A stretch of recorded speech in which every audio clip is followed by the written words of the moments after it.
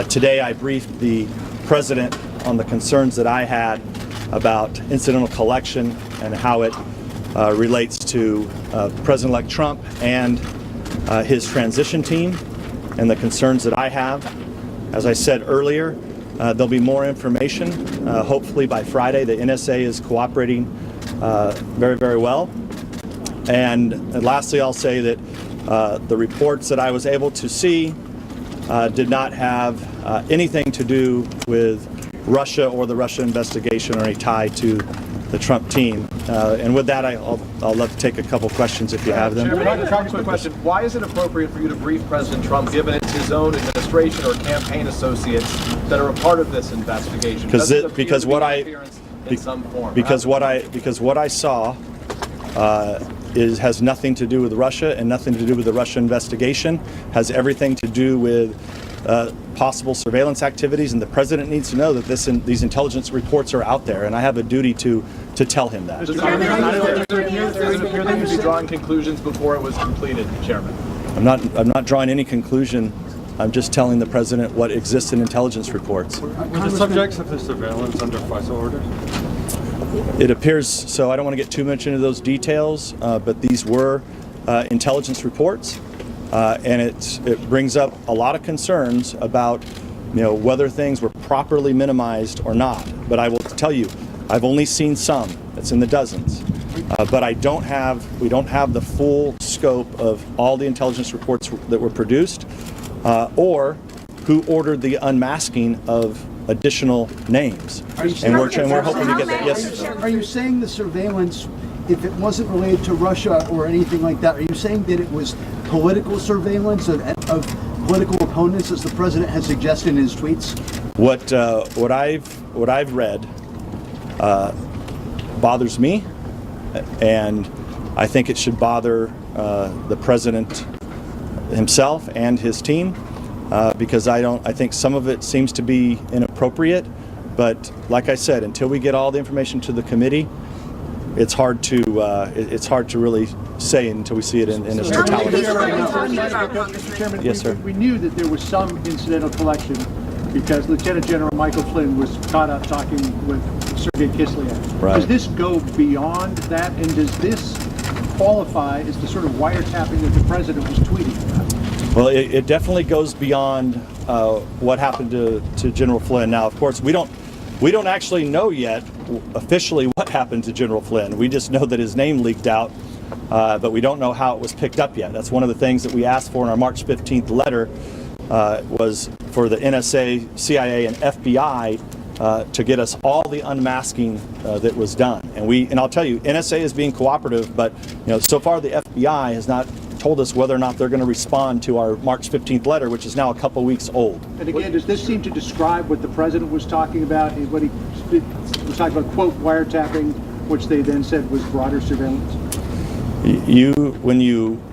What I've read seems to me to be some level of surveillance activity, perhaps legal, but I don't know that it's right, and I don't know that the American people would be comfortable with what I've read. But let us get all the reports. The President was correct in what he tweeted? It is possible. The President said that President Obama tapped his phones. No. That did not happen. I've said this for many weeks, including the day after, a couple days after, in front of the press. That never happened. So that never happened. Did President Obama order any kind of surveillance of the president? Well, the president-elect? we don't know who sent the taskings. If the taskings were changed into what went into these intelligence reports, but we're going to try to find that out. Permission to put out this information today. Did the Justice Department give you the okay to talk about this? Justice Department doesn't have anything to do with this. So this is information. This is information that was brought to me that I thought the President needed to know about incidental collection, where the President himself and others in the Trump transition team were clearly put into intelligence reports that ended up at this White House and across a whole bunch of other agencies. And I thought it was important for the president to know this. That's why I briefed the speaker this morning, and I came down here as soon as I could. Thank you, Congressman. Hold on, How many people are you seeing in these reports, and do any of them currently work at the White House for Mr. Trump? Yeah, well, I don't want to get into the specifics of it because look, I was only able to see a few dozen, of which I think a lot of it does have foreign intelligence value. So A few let's dozen not. reports or people? There were dozens of reports that I was able to see that we're hoping that the NSA, FBI, CIA will provide, because I know they exist, so I want them to provide them to our committee so that all the members have an opportunity to see what I've been shown. Yes, sir, right here. What did the president tell you after you briefed him about it? I think the president is concerned, and he should be. I think he'd like to see these reports, and hopefully when we get them, hopefully they'll get them to the White House also. Mr. Chairman, do you believe the president appropriately used the word wiretapping? Was it used correctly in his tweets based on the information that you have seen? Well, look, I think the wiretapping, if you use it generally, like the president has said, he clearly, used it differently than what I think a lot of people took it, which was, did Obama actually wiretap Trump Tower, which we know didn't happen. I think the president's been pretty clear on that. But the physical act of wiretapping, do you see anything in the information? No, and I said that on day 2 after. Rule out the possibility that senior Obama administration officials were involved in this? No, we cannot. Chairman, given that you have said there was a FISA warrant which would have been approved by a judge, are you concerned that essentially you're saying members of the Trump team were in contact with people who were the target of a counterintelligence or some form of investigation? No, I think you'd be. No, this would be. I think you're reading too much into that. What this is? This is normal intelligence reporting. It's just normal intelligence reporting. The question is should he himself or others, should they have been put into these reports? And I don't know the answer to that yet, but we're going to try to get to the bottom of it. So your issue is the unmasking, not that there was this monitoring. Well, there's 2 issues here. Okay, there's additional unmasking of names, which I think is totally inappropriate. But we have to get to I don't know how many names were unmasked, but I know there were additional unmaskings that occurred. And then you have the issue of the names that were put into these intelligence reports that we have to get to the bottom of, and this is why we sent the letter 2 weeks ago. We need a response to it. Mr. Chairman, can I just clarify and ask 3 things?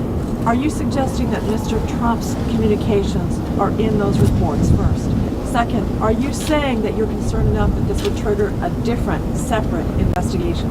And third, why did you not discuss this with the ranking member before you came to the White House? So yes, no, and I'm going to be meeting with Mr. Schiff at some point to talk about where we go with this investigation. But I had to brief the speaker first, and then I had to talk to the CIA director, the NSA director, and I'm waiting to talk to the FBI director because he still has not told us how he's going to get us this information.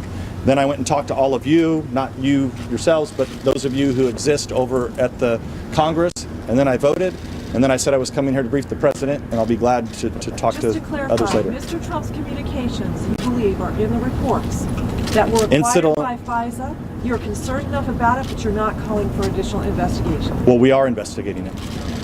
You just said no. You said no. No, incidental, well, because we're already investigating. We're not opening a new investigation. It's part of it has nothing to do with Russia, and you're folding this into your investigation. Well, because it has to deal with the unmasking of names and whether or not all this was gathered properly. So an ongoing investigation, you thought it was appropriate to come and talk to the president about it? Just remember, we have had an ongoing investigation into Russia for a very, very long time and all of their activities. So, we have the scoping document of the Russian investigation, and we will continue to investigate anything and everything else that might be caught up in this, because clearly we are concerned about what ends up in intelligence products, why, and whether or not there was unmasking.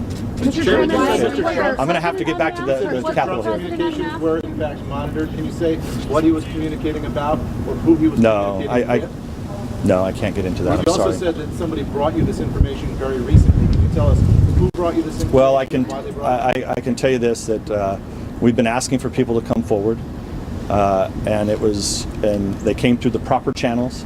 They had the proper clearances, and I'm just going to leave it at that because we have to protect people who came forward in the right manner and got the information. To be clear here, I'm not even going to say it's one person. you talk about this being collected incidentally, but you say it has nothing to do with Russia. Are you suggesting that these communications could have been collected incidentally as part of a criminal investigation, a criminal warrant? No. So how do you believe? No, because I know, because I read what I was in the dozens of reports I was able to see. I was able to determine that it looks like it was legal collection, incidental collection, that then made it itself into intelligence report. So it has to deal with FISA, and there's multiple number of FISA warrants that are out there, but there's nothing criminal at all involved. Okay, guys, hold on. I got to take one more question. I'm sorry. Was it information that was looked at in real time, or was it information that was collected, held, stored, and then allowed to be looked at later when it was tested? It was fairly quickly from what I've seen. But we have to.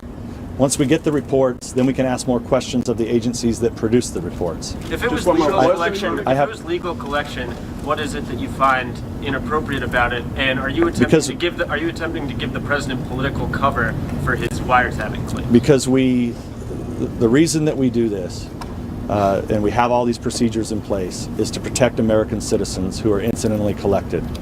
And so there's certain thresholds that have to be met to make it into foreign intelligence products. If something else happened where it appears to me like there were things that maybe they didn't meet the minimum qualifications, I don't know, but there are things to me that don't reach the level of foreign intelligence value. And if that's the case, you have to ask yourself, why did those end up in reports? But just to clarify, this is not intentional spying on Donald Trump or anybody in his. I have no idea. We won't know that. Well, you said this is we won't know that until we get to the bottom of did people ask for the unmasking of additional names within President-elect's transition team. But you said legal and incidental. That doesn't sound like a proactive effort. I would refer you to. We had a similar issue with members of Congress that were being picked up in incidental collection a little over a year ago. We had to spend a full year working with the DNI on the proper notification for members of Congress to be notified, which comes through the Gang of Eight. And I would refer you to that because it looks very, very similar to that, but it would be the best way I can describe it. Mr. President, was specifically unmasked? Was his name unmasked? I'm not going to get into that, but I have every indication that it's clear who's in these reports. I'm going to have to get going, guys. I have to get and vote. Thank you. Who would have access to those unmasked names? Just to be clear, would it just be people within the intelligence community, or? We don't know that yet, because we don't know who did the unmasking and then who it would have been disseminated to. Right. All right, thank you, guys.